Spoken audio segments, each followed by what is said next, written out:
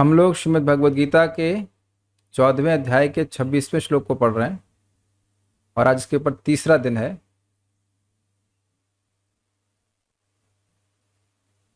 और पढ़ते हैं।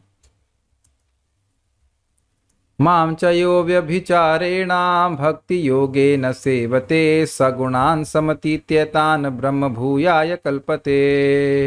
मां च यो व्यभिचारेण भक्ति योगेन सेवते सगुणान् समतीत्येतान् ब्रह्म भूयाय कल्पते। मां च यो व्यभिचारेण भक्ति योगेन सेवते सगुणान् समतीत्येतान् ब्रह्म भूयाय कल्पते। मां च यो व्यभिचारेण भक्ति योगेन सेवते सगुणान् समतीत्येतान् ब्रह्म भूयाय कल्पते। मां च यो व्यभिचारेण भक्ति योगेन सेवते मां च यो व्यभिचारेण भक्ति योगेन सेवते सगुणान् समतीत्येतान् ब्रह्म भूयाय कल्पते। सगुणान् समतीत्येतान् ब्रह्म भूयाय कल्पते। बोलिए। मां च यो व्यभिचारेण भक्ति योगेन सेवते मां च यो व्यभिचारेण भक्ति योगेन सेवते सगुणान् समतीत्येतान् ब्रह्म भूयाय कल्पते। सगुणान् समतीत्येतान् ब्रह्म भूयाय कल्पते। क्लास धुंधला दिख रहा है। अरे दिख तो रहा है, सुनाई तो पड़ रहा है। कोई कंप्लेन मत करिए। अभी सुनाई पड़ रहा है, बस्से में घुस रही है। ठीक है, सुन लीजिए। आप तो वीडियो ऑफ की हुई है ना तो आपको तो वीडियो दिख ही नहीं रहा है, धुंधला भी नहीं दिख रहा है ना। कंप्लेन करने से पहले सोच लेना चाहिए कि क्या बोल रहे हैं। कोई दिक्कत नहीं, आपका तो वीडियो ऑफ करके बैठे हुए हैं तो फिर कुछ भी नहीं दिख रहा है। हम कम से कम धुंधले तो दिख रहे हैं। यहाँ नेट का इश्यूज़ है। चलिए कोई नहीं। एक चीज़ आप महसूस कर रहे होंगे कि एक ही श्लोक को हम लोग कई दिन चर्चा कर रहे हैं, तो वो बात अब आसानी से समझ में आती जा रही है। और ये बात हमें समझ में आ भी जानी चाहिए, क्योंकि है आसान लेकिन प्रभाव बहुत अद्भुत है। माम च यह अव्यभिचारेण। माम च का मतलब क्या था? च मतलब च मतलब एव, जो मेरी ही अव्यभिचारी भक्ति योग के द्वारा सेवा करता है। सह गुणान समतीत्येतान, वह इन एतान मतलब इन गुणों को सम्यक रूप से पार करके ब्रह्म भूयाय कल्पते, ब्रह्म का अनुभव करने के लिए, आध्यात्मिक सुख का अनुभव करने के लिए योग्य बन जाता है। यह है श्लोक का अर्थ। हम लोग अब आगे पढ़ते हैं। हम लोग आ गए थे अब गीता भूषण टीका के ऊपर। यह श्लोक, आप कुछ बोल रहे हैं क्या? बोलेंगे तो इसमें रिकॉर्ड हो जाएगा, वो दिक्कत हो जाएगी इसमें। गीता भूषण टीका इस 16 आ गया, मिस्टेक हुआ है, 16 नहीं 14.26 है, टाइपिंग एरर है। यह श्लोक अब तीसरे प्रश्न का उत्तर देता है। कोई व्यक्ति किस प्रकार गुणों के प्रभाव से मुक्त हो सकता है? च शब्द यहाँ अवधारणा के लिए उपयुक्त हुआ है, मतलब एवकार के अर्थ में हुआ है कि भगवान की शरण लेकर ही व्यक्ति गुणों के पार हो जाएगा। श्लोक क्रमांक 19 में जीव और प्रकृति के गुणों के बीच में सैद्धांतिक भेद जान लेने मात्र से ही कोई गुणों से मुक्त नहीं हो जाता है। ऐसी स्थिति में आकर, अर्थात ये बात पूरी समझनी होगी कि क्या कहा गया। 19वां श्लोक क्या है, जरा देख लेते हैं। नान्यम गुणेभ्य कर्तारम यदा दृष्टानुपश्यति गुणेभ्यश्च परम वेति मद्भावम सो अधिगच्छति। जब व्यक्ति गुणों के अलावा और किसी कर्ता को नहीं देखता है और स्वयं को गुणों से परे देखता है, तो वह मेरे भाव को प्राप्त होता है। तो ये सुन लेने मात्र से व्यक्ति गुणों के पार नहीं हो जाएगा। ये बात श्रील बलदेव विद्याभूषण बाद इस श्लोक में कह रहे हैं, इस टीका में कह रहे हैं। समझे? बता दिया कि भाई गुणों के पार देखता है तो केवल सुन लेने मात्र से व्यक्ति देखने नहीं लग जाएगा। उसको ऐसे कार्य करना पड़ेगा कि वाकई वह गुणों के परे हो जाए, ये कहते हैं। ऐसी स्थिति में आकर, अर्थात यह समझते हुए कि आत्मा के रूप में वह गुणों से परे है, उसे मुझ कृष्ण की ही शरण लेनी चाहिए। आप समझ पा रहे हैं? श्लोक क्रमांक 19 में देखिए कहा गया कि वह गुणों के परे, समझे, परे है, लेकिन उसके बाद करना क्या है? उसको भगवान की शरण लेनी है, अर्थात भगवान कृष्ण की, नारायण स्वरूप की या कृष्ण स्वरूप की सेवा करनी है। उसे मुझ कृष्ण की ही शरण लेनी चाहिए, क्योंकि यद्यपि मैं विभिन्न नारायण स्वरूपों में प्रस्तुत होता हूँ, फिर भी मैं गुणों का स्पर्श नहीं करता हूँ, अपितु मैं माया का नियामक हूँ और शुद्ध ज्ञान आनंद घन हूँ। ये थोड़ा अब बहुत सूक्ष्म अर्थ जा रहा है। क्या कहे ये? माम च यह अव्यभिचारेण, मेरी ही शरण ले, मतलब कृष्ण स्वरूप की ही शरण ले। कि यहाँ और एक्सक्लूसिव वे में कह रहे हैं केवल कृष्ण की शरण ले।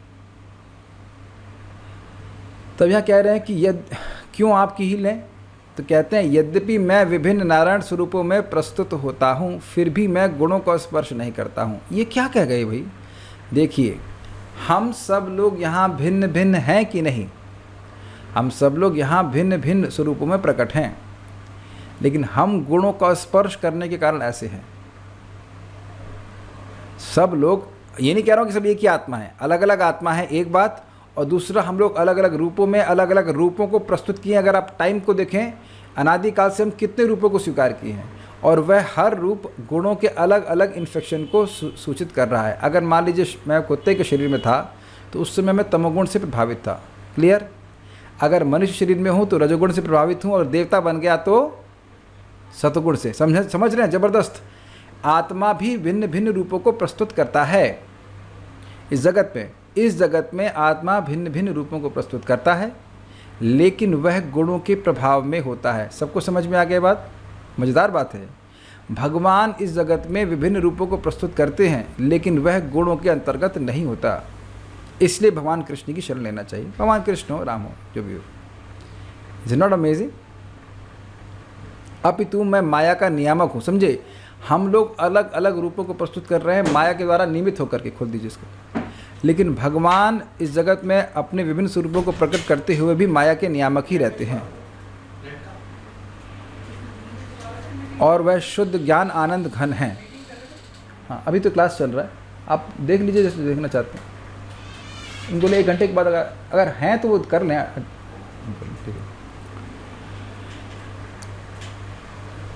हमारा स्वरूप आनंदमय नहीं है, ये शरीर ज्ञान में नहीं है, लेकिन भगवान का स्वरूप आनंदमय ज्ञान है। आप देखेंगे, आप कहेंगे प्रभु हमको ये बात पता है, लेकिन क्यों आचार्यों को ये बात बार बार कहनी पड़ रही है? कभी आप सोचे नहीं इस तरह से? द रीज़न इज़ कि लोग भगवान को एक मनुष्य मानते हैं। अगर भगवान को केवल देखेंगे तो यही मानेंगे कि एक सामान्य मनुष्य है। इसलिए इस बात को समझना हो कि जो ये दिख रहे हैं वह ये नहीं है। जैसे मैंने आपको बताया था प्लास्टिक वाला एग्जाम्पल, आप ये देख लेना कि वीडियो बंद ना हो जाए बीच में। हाँ ठीक है।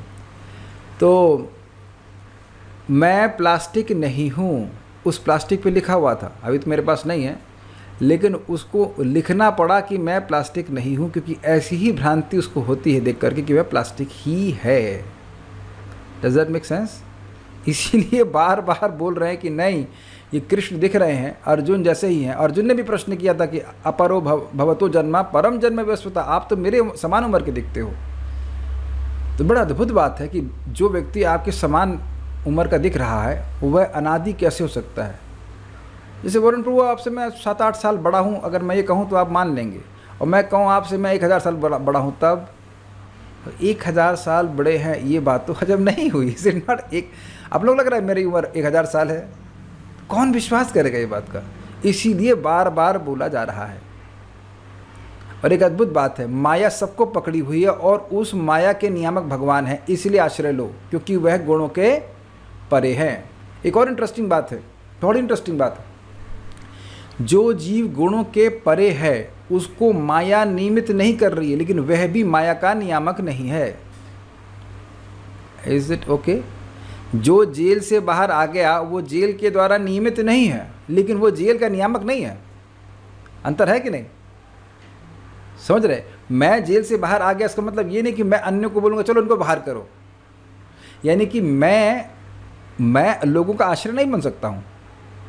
तो भगवान आश्रय हैं क्योंकि वह माया के परे हैं और माया के नियामक भी हैं।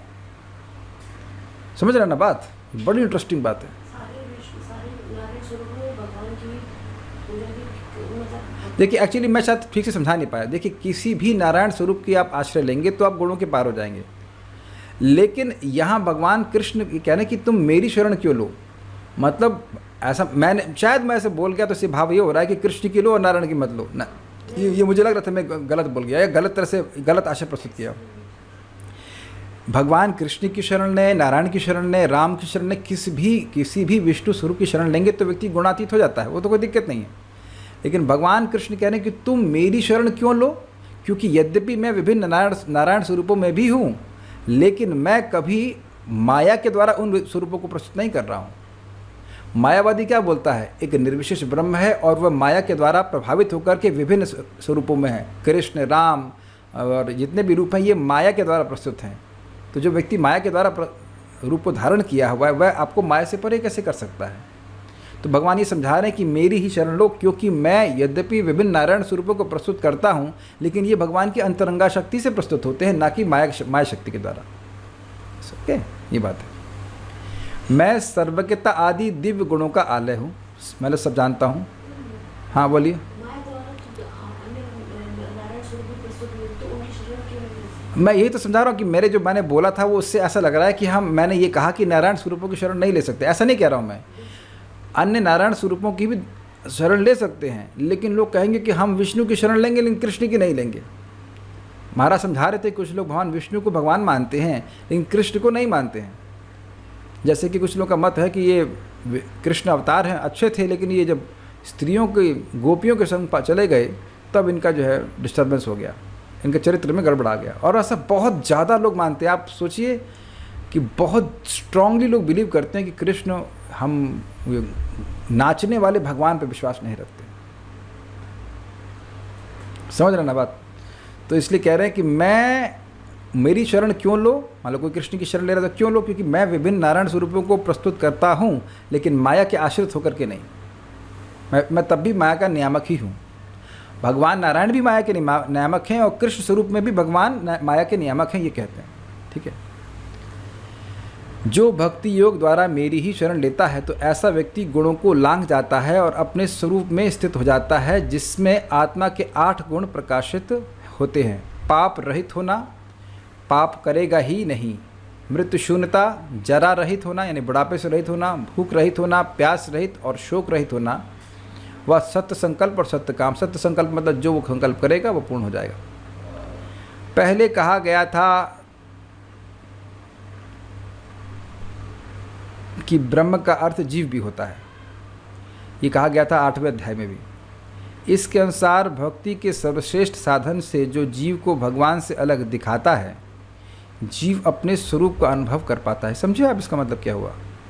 ब्रह्म भूयाय कल्पते, तो ब्रह्म भूयाय का अर्थ किया गया था कि ब्रह्म का अनुभव करने के लिए योग्य हो जाता। अनुभूयति, अनुभूति, अनुभूय, तो इसको अनुभूति के अर्थ में लेते हैं। तो अनुभूति यहाँ ब्रह्म भूय का मतलब हुआ जो ब्रह्म की अनुभूति कर सके। इस समय व्यक्ति को ये अनुभव हो रहा है कि वह देह है।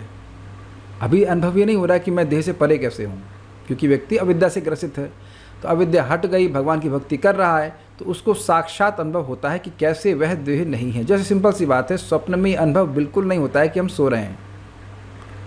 किसी को स्वप्न में अनुभव होता है कि हम सो रहे हैं? नहीं। लेकिन सपने से जाग जाता है तो बिल्कुल क्लियर दिखता है, अरे स्वप्न की जो भी बात थी वह झूठी थी। क्लियर हो गया, इजी है, बस ये बात बोल रहे हैं।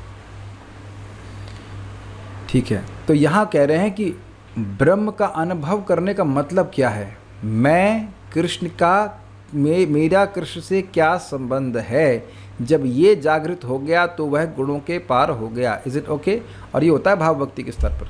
इससे पहले भगवान ने बोला था मद्भावम स अधिगच्छति, वह व्यक्ति मेरे भाव को प्राप्त करता है, अर्थात भाव भक्ति करने के योग्य हो पाता है। क्लियर है सारी बातें। ब्रह्म भूया मतलब भाव भक्ति के स्तर पर पहुंच जाएगा, भाव भक्ति का अनुभव करेगा, और इसका मतलब है असीमित सुख। एक भक्त हमको पूछ रहे थे, प्रभु जी हम आपके कहने पर 16 माला कर रहे हैं लेकिन मेरी भक्ति तो ढीली पड़ रही है, इट्स वेनिंग, मैं कैसे इंस्पायर हूँ। तो इस पर देखिए, आप जप करने मात्र से समझ नहीं सकते हैं कि जप का लाभ क्या होता है। इसीलिए शास्त्र श्रवण करते हैं तो व्यक्ति की श्रद्धा बहुत बढ़ जाती है। जैसे मैं कल सिंपल से एग्जाम्पल दे रहा हूँ, पंचकर्मा कराते हैं तो उसमें काढ़ा समझते हैं आप लोग, काढ़ा। हाँ, काढ़ा पिए होंगे तो काढ़े से नहलाते हैं आपको, बहुत गर्म नहीं होता है। अब डजंट मेक सेंस ना। अगर आपको मैं कहूँ जाड़ा हो गया तो काढ़ा पियो, तो हाँ तो पीने के लिए होगा, काढ़े से नहाएंगे क्या। Doesn't follow logic. लेकिन आयुर्वेद बताता है सबको लाभ होता है। आप लोग कभी काढ़े से नहाए हैं क्या? कोई नहाए इन केस जस्ट ये कर्म नहीं करेंगे, ये कर्म क्यों करेंगे? डज नॉट मेक सेंस ना। क्यों? या वो भाप का स्नान, अरे भैया पानी का स्नान कर लें बहुत, all make sense, doesn't make sense to you. आप क्यों नहीं, क्योंकि अगर करते तो आप आज तक करते ना, कभी नहीं करते व्यक्ति। तो ये सारी चीज़ें शास्त्र के अनुसार हमारे लाभ के लिए हैं, वो किए जाते ताकि आगे लाभ हो। हमें तो AC अच्छा लगता है, AC शरीर के लिए नुकसानदायक होता है। तो आप देखिए अपनी अपनी जानकारी से हम कुछ नहीं समझते हैं, इसलिए समझना पड़ेगा। ऐसा करेगा तो व्यक्ति भाव की प्राप्ति करेगा।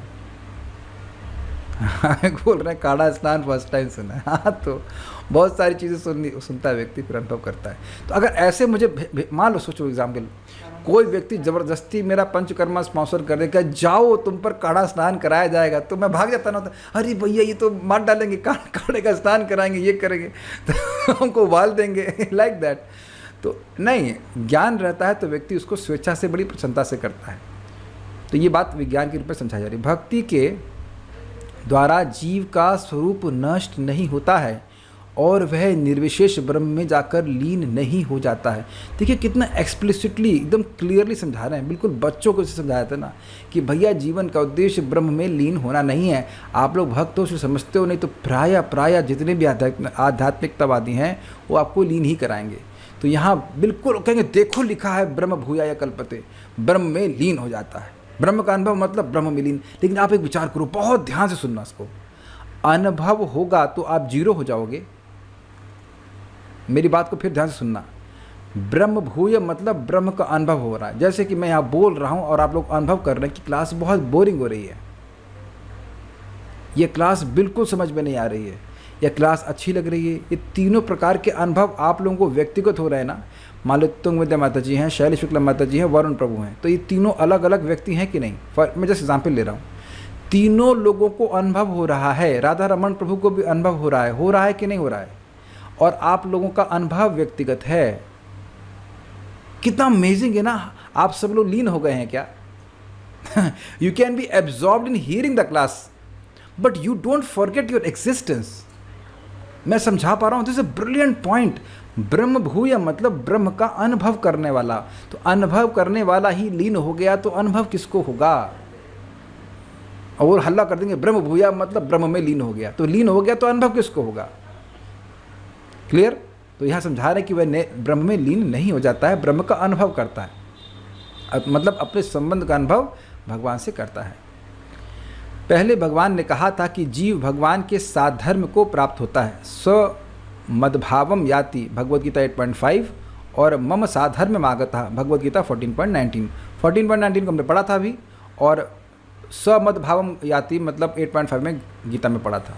तो यहाँ पर ब्रह्म भूयाय शब्द के द्वारा भगवान केवल अपने पहले कहे गए वाक्यों को ही वर्णित कर रहे हैं, अर्थात कोई नई बात नहीं कह रहे हैं। नई बात बताने वाले को फंडे क्लियर नहीं होते हैं। समझे? वो आज ये बात बोलेगा, कल वो बात बोलेगा, ऐसा भगवान नहीं कहते। इसे कहते हैं पूर्वापर्व न्याय। पहले जो कहा है पूर्व, और अपर्व जो बाद में कहा गया है, उसमें सामंजस्य होना चाहिए। तो भगवान पहले भी कहें कि कभी भगवान नहीं कह रहे हैं कि जीव विलीन हो जाएगा, तो यहाँ कैसे कह देंगे जीव विलीन हो जाएगा? लॉजिक समझ रहे हैं? जब 8वें अध्याय में नहीं कहे, उसके पिछले वाले श्लोक में 14वें अध्याय के 19वें श्लोक में नहीं कहे कि लीन हो जाएगा, तो यहाँ कैसे आप कह सकते हो कि ब्रह्म भूयाय का मतलब हो गया ब्रह्म में लीन हो जाएगा? ठीक है। इस अध्याय के श्लोक क्रमांक 2 के अनुसार इदम ज्ञानम उपाश्रित्य मुक्ति की अवस्था में भी जीव विविक्त रहता है। इसका क्या मतलब हुआ? जरा देख लेते हैं भाई। 14.2 इसी को खोल लेता हूँ।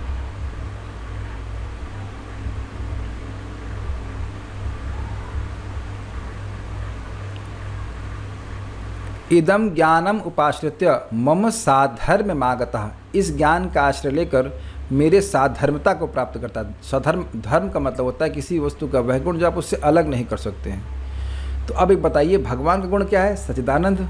तो जीव भी सच्चिदानंदमयता को ही प्राप्त होता है। ऐसा नहीं कि जीव विलीन हो जाता है, यानी कि जीव के मुक्ति की अवस्था में भी बने रहते हैं। श्रुतियों के कुछ वचनों से ऐसा लगता है कि जीव और भगवान में एक हो जाता है, जैसे निरंजन परमम साम्यम उपैति, उपाधियों से मुक्त होकर वह भगवान से साम्यता प्राप्त करता है, मुंडक उपनिषद। परंतु हमें जीव और भगवान में स्वरूपगत अंतर को अन्य श्रुतियों से भी समझना होगा, क्योंकि जीव और भगवान के संबंध में अणु और विभु आदि गुणों का वर्णन भी वहाँ किया गया है। तो देखिए यहाँ बिल्कुल स्पष्ट अर्थ है कि भगवान से गुणात्मक रूप से साम्यता प्राप्त करता है, लेकिन मात्रात्मक दृष्टि रहती है। भगवान जीव छोटा है तो छोटा ही रहेगा और भगवान बड़े हैं तो बड़े ही रहेंगे। कभी आपने सुना भी होगा पिताजी से इस प्रकार की बात, छोटे हो छोटे की तरह रहो, ठीक है, ये बात है पे। और यह गुण शाश्वत है, मतलब भगवान कभी अणु होने वाले नहीं और जीव कभी विभू होने वाला नहीं। आप फिर आप प्रश्न करेंगे ये बात हम कई बार सुन चुके हैं, फिर क्यों बोल रहे हैं? उत्तर बड़ा स्पष्ट है, क्योंकि माया इसी के विपरीत हमें कन्विंस करती रहती है कि तुम बहुत बड़े हो। इसलिए ब्रह्मभूत का अर्थ है कि जीव ऐसी स्थिति को प्राप्त होता है जिसमें वह अपने 8 गुणों को प्रकाशित करता है, लेकिन फिर भी वह भगवान से व्यक्तित्व में अलग रहता है। ये क्लियर हो गया ये तो। बृहद अरण्यक उपनिषद का यह वाक्य कि ब्रह्मैव सन ब्रह्माप्येति, वह ब्रह्म होकर ब्रह्म की प्राप्ति करता है, का अर्थ यह नहीं है कि वह भगवान बन जाता है। इसका अर्थ केवल यह है कि वह भगवान के समान होकर भगवान की प्राप्ति करता है। जैसे इस जगत में कोई राजा है तो राजा का सेवक भी उसी प्रकार से सुंदर सुंदर वस्त्र पहनता है, उसी कार में घूमता है जिसमें राजा घूमता है। क्लियर, सिंपल सी बात है। नहीं तो राजा की गाड़ी चलाएगा कौन? वही ड्राइवर चलाएगा, लेकिन फिर भी ड्राइवर और राजा का भेद रहता है। क्लियर। अन्यथा इस वाक्य का कोई अर्थ नहीं निकलता कि ब्रह्म होते हुए वह ब्रह्म की प्राप्ति करता है। इस वाक्य का मतलब ब्रह्मेव सन ब्रह्माप्येति, इस वाक्य की बात कर रहे हैं। जो पहले से ही ब्रह्म है तो उसके बाद वो ब्रह्म हो गया, ये तो कोई बात समझ में नहीं आती। आप लड़की होने के बाद लड़की होंगे, ये क्या मतलब हुआ? कोई मतलब नहीं है। तो कह रहे हैं कि ब्रह्म होकर ब्रह्म की प्राप्ति करता है, मतलब ब्रह्म के गुणों को, जो सच्चिदानंद गुण हैं, उनको प्राप्त करके वह भगवान की सेवा में नियोजित होता है। ये बात है। भगवान होकर भगवान नहीं बन रहा है वो। नोट, वह किसी वस्तु की प्राप्ति कैसे कर सकता है जब पहले से ही वह वही वस्तु है? जब मैं पहले से ही भगवान हूँ तो मैं भगवान बनूंगा कैसे? मैं तो पहले से भगवान हूँ। Is it not? तो ये बात कह रहे हैं कि ब्रह्मेव सन, ब्रह्म होकर ब्रह्म, देखिए श्लोक देखिए आप, ब्रह्मेव ब्रह्म ही सन होकर ब्रह्माप्येति, ब्रह्म की प्राप्ति करता है। तो ब्रह्मेव मतलब आत्मा के रूप में अपने गुणों को प्राप्त करके वह भगवान की प्राप्ति करता है, अर्थात भगवान की सेवा की प्राप्ति करता है। आप लोगों को लग रहा होगा क्या प्रभु जी वही बात बोल रहे हो बार बार बार बार बार बार। अद्भुत लगता है कि बड़े बड़े लोग भी हैं, वो ऐसी बातें कह देते हैं कि बस जब तुम्हें रियलाइजेशन प्राप्त हो जाएगा तो तुम देखो कि भगवान ही स्त्री और पुरुष के रूप में बैठे हुए हैं यहाँ पे। और लोग स्वीकार कर लेते हैं, मतलब मैं भगवान को क्लास दे रहा हूँ, आप सब लोग भगवान है ना, भगवान को मैं क्लास दे रहा हूँ। हाँ, इट्स अमेजिंग कि भगवान को क्लास की जरूरत है। हम नाम नहीं रख सकते, बट हमें आश्चर्य होता है कि इस प्रकार की बातें कैसे हो सकती हैं। देखिए, ये बात बड़ी अजीब सी लगती है। जो शास्त्र में वर्णन नहीं है वो आपको और मुझको रियलाइजेशन नहीं मिल सकता, क्योंकि वो असंभव है। मैं समझा पा रहा हूँ? शास्त्र में जो रियलाइजेशन है, जैसे भगवान का दर्शन है, तो हम सबको मिलेगा, हमें बस अपने हृदय को शुद्ध करना है। लेकिन जो चीज़ है ही नहीं, उसका रियलाइजेशन किसी भी साधन से नहीं मिल सकता। इसलिए बात बिल्कुल क्लियर होनी चाहिए। तात्पर्य प्रभुपाद जी का पढ़ते हैं। यह श्लोक अर्जुन के तृतीय प्रश्न के उत्तर स्वरूप है। प्रश्न है, दिव्य स्थिति प्राप्त करने का साधन क्या है? जैसा कि पहले बताया जा चुका है, यह भौतिक जगत प्रकृति के गुणों के चमत्कार के अंतर्गत कार्य कर रहा है। स्पष्ट है। मनुष्य को गुणों के कर्मों से विचलित नहीं होना चाहिए। उसे चाहिए कि अपनी चेतना ऐसे कार्यों में न लगाकर उसे कृष्ण कार्यों में लगाए। बार बार रिपीट हो रहा है कि कार्यों के द्वारा हम गुणों का संग करते हैं, और उसी प्रकार से कार्यों के द्वारा हम आध्यात्मिक गुण का भी संग करते हैं। भजन्ते अनन्य मनसो ज्ञात्वा भूतादिम अव्ययम। भजन्ते, जो व्यक्ति दैवी गुणों के, दैवी प्रकृति के आश्रय में है, वो भजन कर रहा है। भजन मतलब सेवा। जैसे इस समय हम लोग भगवान का भजन कर रहे हैं, गीता को सुन रहे हैं, बोल रहे हैं, ये भजन है। भज मतलब सेवा करना, भगवान का भोजन अर्पण करना, ये सेवा है। इसके द्वारा व्यक्ति निर्गुणता का सेवन करता है, ये बात कहते हैं। कृष्ण कार्य भक्ति योग के नाम से विख्यात हैं, जिनमें सदैव कृष्ण के लिए कार्य करना होता है। इसमें न केवल कृष्ण ही आते हैं, अपितु उनके विभिन्न पूर्णांश भी सम्मिलित है। तो एकदम क्लियर हो गया, चाहे कृष्ण हो, चाहे नारायण हो, चाहे राम हो, किसी भी विष्णु स्वरूप की सेवा की जा सकती है। यथा राम तथा नारायण, उनके असंख्य अंश हैं। जो कृष्ण को किसी भी रूप या उनके पूर्णांश की सेवा में जो जो कृष्ण के होना चाहिए, जो कृष्ण के किसी भी रूप या उनके पूर्णांश की सेवा में प्रवृत्त होता है, उसे दिव्य पद पर स्थित समझना चाहिए। तो I think it's very clear, चाहे कोई भगवान राम की पूजा कर रहा है, चाहे विष्णु की कर रहा है, चाहे नारायण स्वरूप की कर रहा है, चाहे वराहदेव की कर रहा है, वह अगर उनकी सेवा में ही संलग्न है तो वह त्रिगुणातीत हो जाता है। यही तो बात समझने वाली है, यही तो बात शास्त्र समझने वाली है कि कोई भी व्यक्ति किसी भी अवस्था में अगर भगवान की सेवा कर रहा है तो देखने में सामान्य है, लेकिन वह कार्य सामान्य नहीं कर रहा है। यस, आज मैं यहाँ पे हम रुके हैं, सामने स्कूल है, तो वहाँ बच्चों को रोलर स्केट्स चलाना सिखाया जा रहा है और ऐसे सर्कल बना हुआ है, उस पर बार बार वो रोलर से चल रहे हैं। हमने कहा कोई इनको सिखाया, मुझे एकदम से याद आ गया ये पुनरअपि जननम पुनरअपि मरणम, जन्म मृत्यु का चक्र है, बार बार उसमें दौड़ रहा है। इनको इसे बाहर निकालने का कोई तरीका है? और भक्तों को भी रोलर स्केट्स पहनाए गए हैं, लेकिन भगवान की ओर दौड़ने के लिए। आप समझ लें, आप हर एक, जब आप भगवान की तरफ चल रहे थे एक स्पीड है, लेकिन रोलर स्केट्स बांध करके दौड़ेंगे तो बहुत स्पीड से जाएंगे ना। तो श्रीमन चैतन्य महाप्रभु की कृपा ऐसी है कि भगवान की तरफ तो जा ही रहा है, लेकिन रोलर स्केट्स पहन करके उसमें भी कंपटीशन चल रहा है, कौन तेज चलेगा, कौन तेज। But we are going straight, not in circles. कुछ नहीं हो रहा है, बस ऐसे घूम के फिर आ जा रहा है, फिर उसका फिर घूम के आ जा रहे हैं। उसमें तुम क्या कंपटीशन कर रहे हो? घूम के तो तुम वहीं आए ना, जीता कौन? कितना अमेजिंग है ना। दो लड़के दौड़ रहे हैं, एक्चुअली दो लड़के नहीं दौड़ रहे थे, पूरी टीम दौड़ रही थी। एक टीम ऐसी थी, एक टीम ऐसी थी, और एक एक करके दौड़ रहे थे। सारी की सारी टीम घूम करके वहीं आई ना, तो तुम उस सर्कल से बाहर नहीं निकले ना। अमेज्ड कि कोई ज्ञान नहीं दिया जा रहा है। और हम लोग विचार कर रहे थे कि सोचिए, दो पहिए थे। आप लोग रोलर स्केट समझते हैं, लेकिन एक स्पेशल प्रकार का रोलर स्केट होता है, इसमें ऐसे होता है बस खाली, समझ रहे हैं मेरी बात? दो नहीं होते, ऐसे होते हैं, बट अगर दो या तीन होते हैं इस तरह से। उसको बैलेंस करना कितना मुश्किल कार्य है, लेकिन बच्चों को इसकी भी शिक्षा दी जाती थी। मुझे तो डर लग रहा था कि कोई चोट खा के गिर ना जाए, लेकिन तेज़ी से चल रहा था वो, चला जा रहा बहुत तेज़ी से। तो यानी कि ब्लेड्स कहा जाता है, हाँ ठीक है ओके, ब्लेड्स वट एवर। तो अब ब्लेड पे चल जा रहे हो। ओ काफ़ी इंटरेस्टिंग है कि भक्ति को भी शुरस्व धारा कहा जाता है, ब्लेड की धारा पे चलने को कहा जाता है। तो भैया जब ब्लेड पे ही चलना है तो भक्ति पे चलो ना। इस तरह के ब्लेड पे चलने से क्या फ़ायदा होगा? हमको बड़ा अच्छा लगा था कि वही बात विचार कर रहे थे। अच्छा इन द सेंस आश्चर्य हो रहा था कि लोगों को ज्ञान नहीं दिया जा रहा है, फालतू में ब्लेड पे चला रहे हैं। सिंपल है, अगर किसी भी, मान लो किसी को राम अच्छे लग रहे तो भगवान राम की सेवा करे, और ऐसा करने से वह दिव्य पद पर स्थित हो जाता है। यह ध्यान देना होगा कि कृष्ण के सारे रूप पूर्णतया दिव्य और सच्चिदानंद स्वरूप हैं। ईश्वर के ऐसे रूप सर्वशक्तिमान तथा सर्वज्ञ होते हैं और उनमें समस्त दिव्य गुण पाए जाते हैं। हमें बहुत अच्छा लगता है बात। मान लीजिए हम लोग किसी के बारे में बात कर रहे हैं और हम निंदा क्यों कर पाते हैं? क्योंकि हम जानते हैं कि वो सुन नहीं रहा है। आप ऐसे कोई व्यक्ति अपने बॉस की निंदा कर सकता है, ये समझते हुए कि बॉस सुन नहीं रहा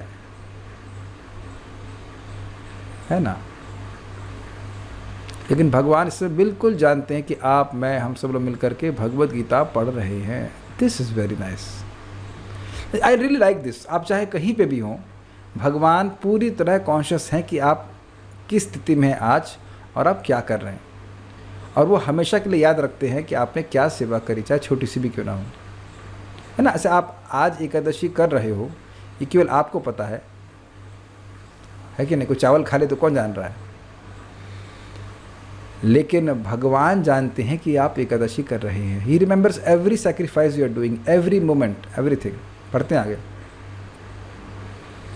अतएव यदि कोई कृष्ण या उनके पूर्णांशों की सेवा में दृढ़ संकल्प के साथ प्रवृत्त होता है, तो यद्यपि प्रकृति के गुणों को जीत पाना कठिन है, लेकिन वह उन्हें सरलता से जीत सकता है। अब एक बहुत सूक्ष्म बात है, यहाँ पकड़िए, बहुत ज़्यादा सूक्ष्म बात। एक पेन दीजिए। पेन है? पेन नहीं है, it's okay. What I can prop, okay. ये बोतल दीजिए, बोतल दीजिए। यस, ये उसका आकार वैसा है। मान लीजिए कि एक रॉकेट है। यू कैन होप, इसमें दिख रहा है, कैमरे में दिख रहा है, इसमें दिख रहा है, इसमें दिख रहा है, ठीक है। तो अब इसको हमारे DRDO के साइंटिस्ट ने समझ पा रहे हैं कि ये रॉकेट है, और ये देखिए ऊपर थ्रेशोल्ड दिख रहा होगा आपको, ये लाइन दिखाई पड़ रही है इसके ऐसे, और इसको फोड़ करके बाहर चला गया ये। तो यद्यपि ये इसमें गैस में इस अंदर बोतल भरी हुई है, लिक्विड लिक्विड फ्यूल कहते हैं, लिक्विड फ्यूल प्रोपेल्ड रॉकेट है ना, लिक्विड फ्यूल है इसमें। तो अब व्यक्ति ये जो लिक्विड फ्यूल है उसकी तुलना क्या कर रहा हूँ, मेरे दृढ़ संकल्प से कि मैं कृष्ण की सेवा करूँगा। अगर यह सेवा की भावना है तो ये व्यक्ति को प्रोपेल करेगी भगवान की सेवा करने में। तो यद्यपि यह रॉकेट चीर के जा रहा है पृथ्वी के वातावरण को, लेकिन ये पृथ्वी के वातावरण से लिमिटेड नहीं है, इसके पार हो जाएगा। समझ में आ गया? मैं फिर रिपीट कर रहा हूँ, ये वातावरण में है लेकिन वातावरण से लिमिटेड नहीं है भाई साहब, वह निकल जाएगा पार। यही बात मैं फिर रिपीट कर रहा हूँ कि हम मतलब पहले बोल रहे थे, साधक आपको इस जगत में दिखेगा, जैसे कि रॉकेट इस जगत में दिख रहा है, लेकिन बहुत समय तक यहाँ पे नहीं रहने वाला, अभी कभी भी नहीं दिखाई पड़ेगा। अगर वो ऊपर पहुँच के ऐसे गिर गया होता तब नीचे आता, लेकिन यहाँ पे लगातार वह सेवा में लगा हुआ है, लगा करते करते पूरा भाव भक्ति को पहुँचेगा, पार हो जाएगा। I hope it is very clear. बाकी लोग कुछ थोड़ा थोड़ा उड़ेंगे पतंगे की तरह, फिर नीचे गिर जाएंगे, लेकिन जो इसका संकल्प हो गया कि मुझे भगवान की सेवा करनी है, तो बस जिसका दृढ़ संकल्प हो गया तो करेगा क्या, ये बताइए। जब संकल्प हो गया तो आप सेवा करोगे। आपने देखा ही होगा, हाँ इसको एस्केप वेलोसिटी कहते हैं, यस। तो आपने देखा ही होगा कि इस जगत में लोगों का संकल्प कमज़ोर होता है, काम तो बहुत आसान होते हैं। कभी कभी कोई आलसी होता है तो उससे पानी का ग्लास भी नहीं लाता, अरे कौन लाए, कोई ला के दे हमको, इतने आलसी लोग होते हैं। तो आप समझने का प्रयास कीजिए, किसी का ये सिंपल संकल्प हो जाए कि मैं कृष्ण की सेवा ही करूँगी या करूँगा। और ये इसलिए ईजी है क्योंकि आप कृष्ण की सेवा बिल्कुल लेट के भी कर सकते हो। नहीं चल पा रहा है तो व्यक्ति केवल कृष्ण का स्मरण कर सकता है, लेटे लेटे भी तो स्मरण करते ही है ना लोग। क्या नाम है उनका, भीष्म पितामह तो शरसैया पे लेटे हुए थे, या कोई शरसैया पे तो लेटा नहीं है ना, तो वह भी उस समय भगवान का स्मरण कर सके। What a powerful statement. केवल संकल्प होना चाहिए। तो प्रश्न होगा कि ये दृढ़ संकल्प आएगा कैसे? भक्तों की संगति में आकर, भगवान के बारे में सुनने से। जब समझ में आएगा भगवान इतने अच्छे हैं तो उनकी सेवा का संकल्प बढ़ जाता है। ठीक है, ओके। यानी कि ये जो सेवा का संकल्प है इसको माया नहीं जीत सकती। अगर आप विचार करो कि इस समय आप यहाँ पे क्यों हैं, वरुण प्रभु आप यहाँ पे क्यों हैं? क्योंकि आपने संकल्प ले रखा है कि इस क्लास के ख़त्म होने तक मैं यहाँ बना रहूँगा। और देखिए माया कुछ नहीं कर पा रही है। Can you see? क्या सारे भक्त लोग इस बात को देख पा रहे हैं? शैली शुक्ला माता जी, कैन यू सी? जब तक ये बाबा बोलेगा तब तक मैं यहाँ से जाने वाली नहीं, जब तक ये क्लास चलेगी हम सुनेंगे। कितना अमेजिंग है ना। और अभी देख रहे हैं कि भक्तों की संगत में कितना ईजी हो जा रहा है। रंजना माता ji, can you understand what I am trying to say? आपने संकल्प ले रखा है ना, जब तक ये क्लास का ये पूरा तात्पर्य पूरा नहीं होगा आप यहाँ से हटने वाली नहीं है। मैं नाम ले रहा हूँ, सबका नाम ले रहा हूँ। अर्चना माता जी हों, रघुनाथ प्रभु हों, ईशा माता जी, इज सो सिंपल। और देखिए माया तमाशा दिख रही है, नहीं कुछ नहीं कर सकती हो। भक्तों की संगति में पावर देखिए कितना ज़बरदस्त है। बहुत से लोग हो सकते हैं हल्की सी नींद आ रही है, चलो वीडियो ऑफ कर लिया आपने, थोड़ा सोते सोते सुन लेने, कुछ भी हो, हम ये तात्पर्य पूरा पढ़ने वाले हैं। आप देखिए कि आपकी पावर कितनी ज़्यादा है, कितनी ज़्यादा पावर है। आज आपने संकल्प लिया हुआ है कि एकादशी करेंगे तो ठीक है, आलू खा लेंगे, ये खा लेंगे, लेकिन अन्न नहीं खाएंगे। आप देख रहे संकल्प कितना स्ट्रांग है। लेकिन भाई साहब ये संकल्प केवल आया है श्रद्धा से, और वो श्रद्धा आती है भगवान की बात बारे में सुनने से। सभी लोग नहीं कर रहे होते हैं। हमारे घर में व्यक्ति घर में गए, कहते जब मन में आता है मैं एकादशी कर लेते हैं, जब मन में आता है तो नहीं कर लेते। तो क्या शास्त्र आपके हिसाब से चल रहा है? वहाँ दृढ़ संकल्प क्यों नहीं है? क्योंकि संगति नहीं है। I hope it's very clear. मैं खाली ये बोलना चाहता हूँ कि प्रकृति के गुणों को लांघना कठिन नहीं है, कठिन केवल है दृढ़ संकल्प होना।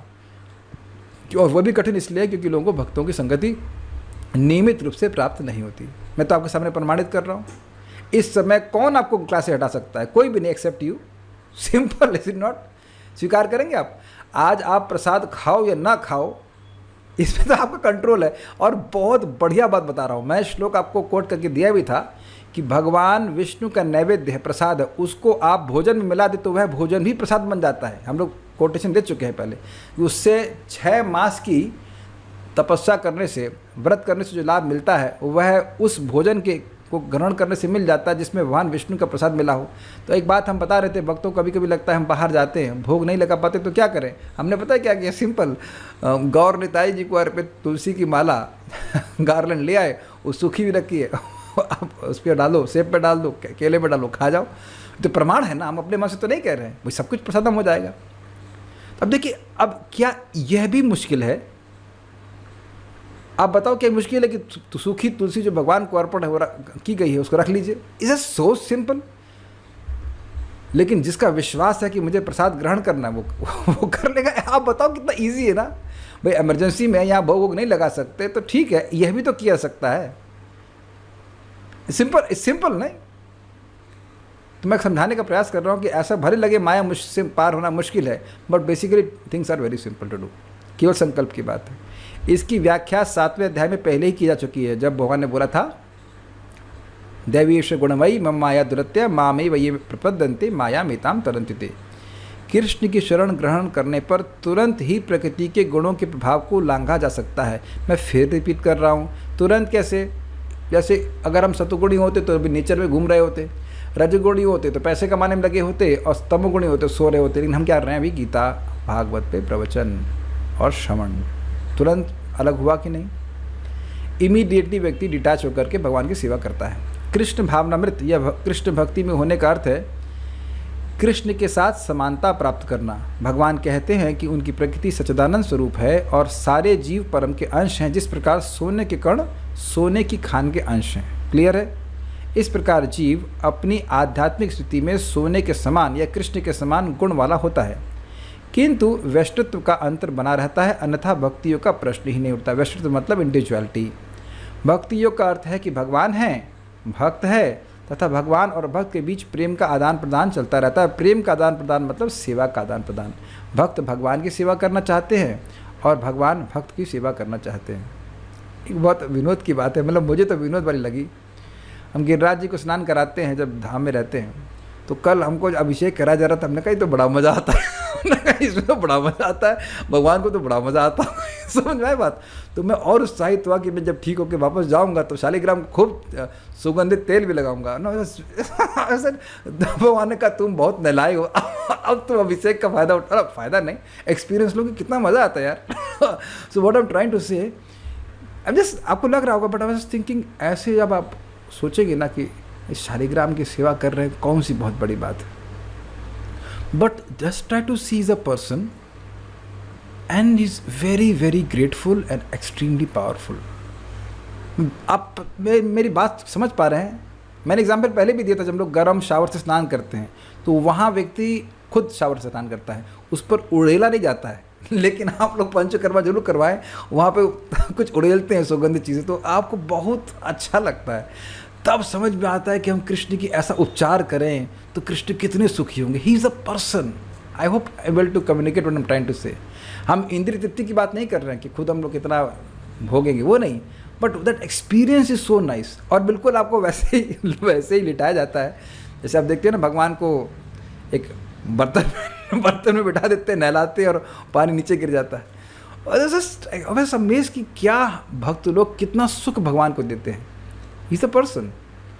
कभी भोजन अच्छा मिले तो याद रखना चाहिए कि कृष्ण भी ऐसे आस्वादन करते हैं भोजन का, and is grateful for the services. तो मैं खाली बोल रहा था कि भगवान को भक्त लोग सेवा करते हैं और भगवान भी उत्साहित रहते हैं अपने भक्तों की सेवा करने के लिए, ठीक है। लेकिन तभी हो पाएगा जब उसमें इंडिविजुअलिटी हो दोनों में। अतः भगवान में और भक्त में दो व्यक्तियों का वैष्णव वर्तमान रहता है, अन्यथा भक्तियों का कोई अर्थ नहीं है। यदि कोई भगवान जैसे दिव्य स्तर पर स्थित नहीं है तो भगवान की सेवा नहीं कर सकता। उदाहरणार्थ, राजा का निजी सहायक बनने के लिए कुछ योग्यताएं आवश्यक हैं। इस तरह भगवत सेवा के लिए योग्यता है कि ब्रह्म बना जाए या भौतिक कलमश से मुक्त हुआ जाए। वैदिक साहित्य में कहा गया है कि ब्रह्मे वसन ब्रह्माप्येति। इसका अर्थ है कि गुणात्मक रूप से मनुष्य को ब्रह्म से एकाकार हो जाना चाहिए, लेकिन ब्रह्मत्व प्राप्त करने पर मनुष्य व्यष्टि आत्मा के रूप में अपनी शाश्वत ब्रह्म स्वरूपता को खोता नहीं। समझ में आ गया? वही बात रूपा समझा रहे हैं कि ब्रह्म हो गया, इसका मतलब ये नहीं कि वह लीन हो गया, खत्म हो गया, अपितु वह भगवान के संग प्रेममय सेवा में लगता है। अब एक प्रश्न हो जाएगा कि भाई आपकी ही सेवा करके व्यक्ति ब्रह्म क्यों हो जाता है? आपकी ही सेवा करके, आप कह रहे हो कि आपकी ही सेवा करके, तो केवल आपकी ही सेवा करके व्यक्ति ब्रह्म को क्यों प्राप्ति करता है, अन्य की क्यों नहीं?